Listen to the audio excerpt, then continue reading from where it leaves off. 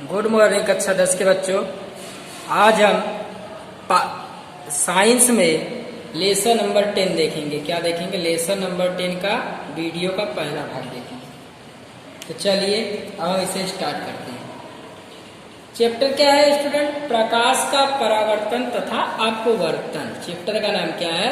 प्रकाश का परावर्तन तथा अपवर्तन है चैप्टर का नाम। चलिए हम बारी बारी से देखेंगे इस चैप्टर के बारे में। चलिए देखते हैं। देखिए स्टूडेंट, चैप्टर क्या है? प्रकाश का परावर्तन तथा अपवर्तन। आज हम इसी के बारे में पढ़ेंगे। चलिए अब हम पढ़ते हैं बारी बारी से। हम इस संसार में अपने चारों ओर अनेक प्रकार की वस्तुएं देखते हैं, तथापि किसी अंधेरे कमरे में हम कुछ भी देखने में असमर्थ हैं। यानी अगर कमरे में बिल्कुल उजाला नहीं है, अंधेरा रहता है, तब हम किसी भी वस्तु को अंधेरे में नहीं देख पाते हैं। कमरे को प्रकाशित करने पर हमें वस्तु दिखाई देती है। वह क्या है जो वस्तुओं को दृश्यमान बनाता है? ऐसी कौन सी चीज है जिसके कारण वस्तु दिखाई देती है? दिन के समय सूर्य का प्रकाश वस्तुओं को देखने में हमारी सहायता करता है। कोई वस्तु उस पर पड़ने वाले प्रकाश को परावर्तित करती है, या परावर्तित प्रकाश कोई वस्तु अपने ऊपर पड़ने वाले प्रकाश को परावर्तित करती है, तो वह परावर्तित प्रकाश जब हमारी आंखों में पड़ता है तो हमें वस्तु दिखाई देती है। तो चलिए हम किसी पारदर्शी माध्यम के आर पार देख सकते हैं, क्योंकि प्रकाश इसमें से आर पार जा सकता है। ऐसा माध्यम जिसमें से प्रकाश गुजर सके उसे पारदर्शक कहते हैं। ऐसा माध्यम जिसमें से प्रकाश ना गुजर सके उसे अपारदर्शक कहेंगे। प्रकाश से संबंध अनेक सामान्य अद्भुत परिघटनाएं हैं, जैसे दर्पण का द्वारा प्रतिबिंब बनना, तारों का टिमटिमाना, इंद्रधनुष का सुंदर रंग, किसी माध्यम द्वारा प्रकाश को मोड़ना, प्रकाश गुणों का अध्ययन इनके अन्वेषण में हमारी सहायता करता है। आपने चारों ओर कुछ सामान्य प्रकाशिक परिघटना को देखा होगा। हम यह निष्कर्ष निकाल सकते हैं कि प्रकाश सरल रेखाओं में गति करता प्रतीत होता है। यानी ऐसा लगता है कि प्रकाश एक सीधी दिशा में गति कर रहा है। यह तथ्य है कि एक छोटा प्रकाश स्रोत किसी अपारदर्शी वस्तु की तीक्ष्ण छाया बनाता है। आप जानते हैं, आप धूप में खड़े रहते हो, आपकी छाया भी बनती है, परछाई भी बनती है। प्रकाश के एक सरल रेखी पथ की ओर इंगित करता है। तो प्रकाश जिस ओर से गुजरता है उसे हम क्या कहेंगे? प्रकाश किरण कहते हैं। इस अध्याय में हम प्रकाश के परावर्तन, अपवर्तन की परिघटना, प्रकाश के सरल रेखी गमन इत्यादि का अध्ययन करेंगे। तो चलिए अब हम अध्ययन करते हैं। हमारा टॉपिक है डियर स्टूडेंट, अगला टॉपिक है प्रकाश का परावर्तन। प्रकाश का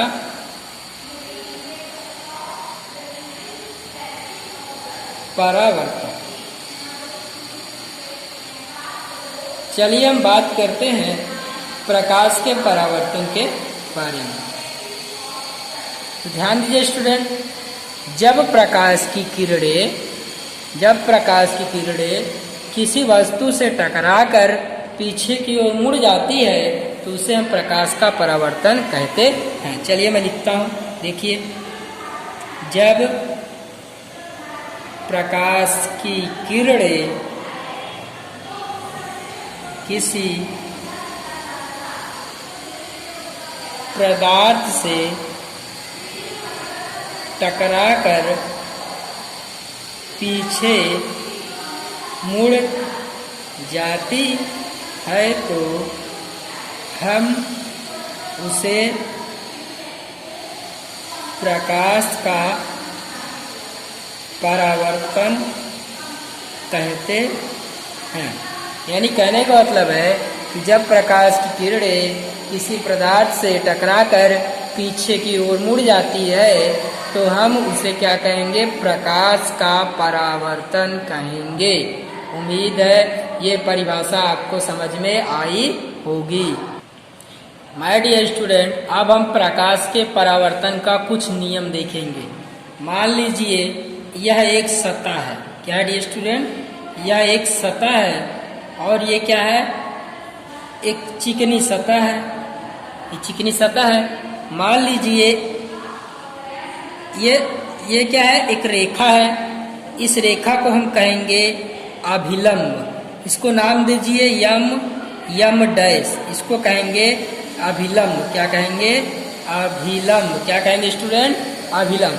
अब एक प्रकाश की किरण यहाँ से आ रही है, प्रकाश किरण मान लो ए बी किरण है, इसको क्या कहेंगे, आपतित किरण। मान लीजिए आपतित किरण, आप प्रकाश यहाँ पे छोड़ रहे हैं, यहाँ पे किरण आई, इसे कहेंगे आपतित किरण।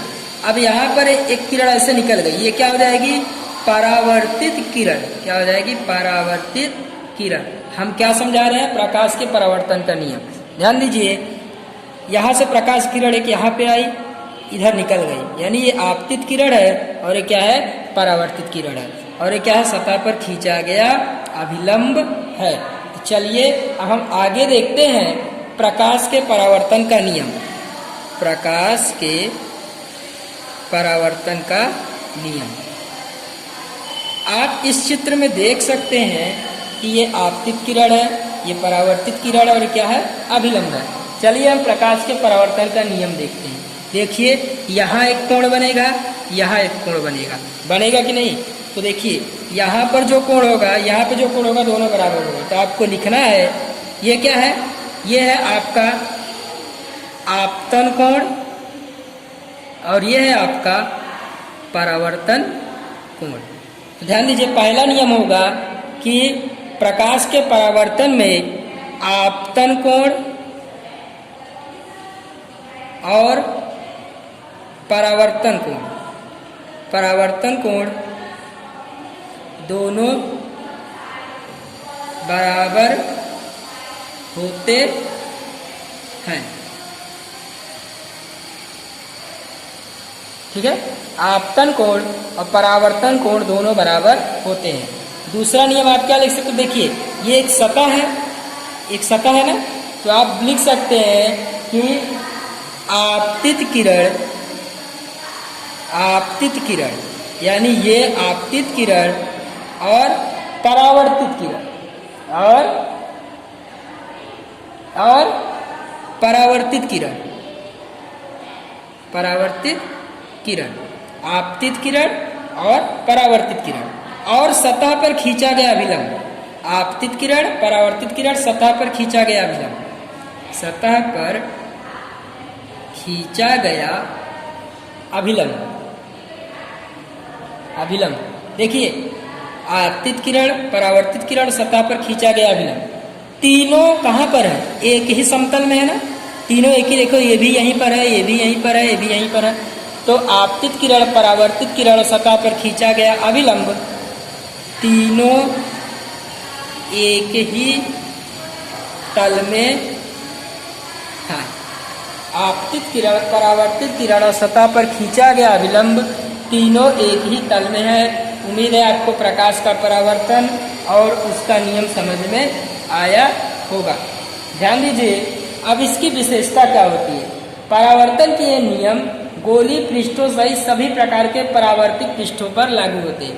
यानी सभी प्रकार के जो भी परावर्तित पृष्ठ होगा, सब पर ये नियम लागू होगा। आप समतल दर्पण के प्रतिबिंब के बारे में परिचित हैं।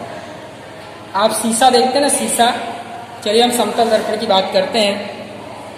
समतल दर्पण के प्रतिबिंब के बारे में आप पढ़े हैं, प्रतिबिंब की विशेषताएं, यही बताना है।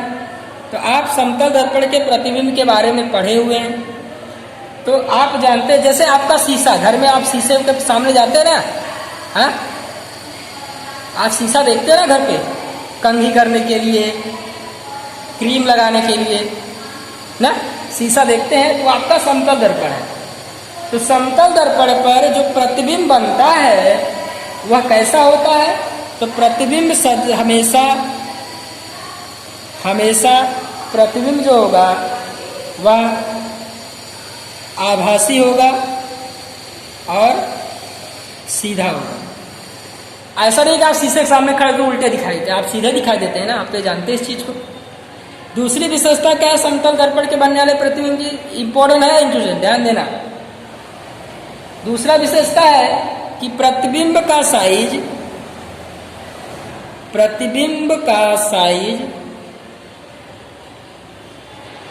वस्तु की साइज के बराबर होता है। ऐसा नहीं कि आप यहाँ खड़े हो शीशे में देख रहे हो छोटे हो जाओ, आप जितने बड़े बाहर उतने बड़े शीशे के अंदर दिखाई देंगे।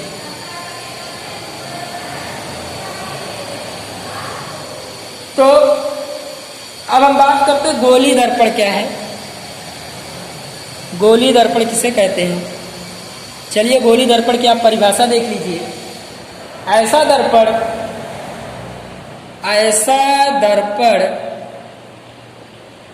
जिसका परावर्तक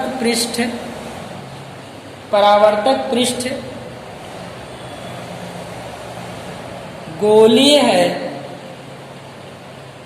गोलीय दर्पण कहलाता है। ऐसा दर्पण जिसका परावर्तक सतह गोलीय है उसे हम गोलीय दर्पण कहते हैं। इसके अंदर दो प्रकार के दर्पण होते हैं। एक होता है अवतल दर्पण, दूसरा होता है उत्तल दर्पण। तो उम्मीद है इतना आपको समझ में आया होगा। आज के लिए इतना ही। Thank you very much. आप इसको देख सकते हैं और आप इसका स्क्रीनशॉट ले सकते हैं। देख लीजिए, मैं आपको दिखा रहा हूँ, देखिए, देख लीजिए, आप इसका स्क्रीनशॉट ले सकते हैं। देख लीजिए, आप इसका स्क्रीनशॉट ले लीजिए। Thank you very much. आज के लिए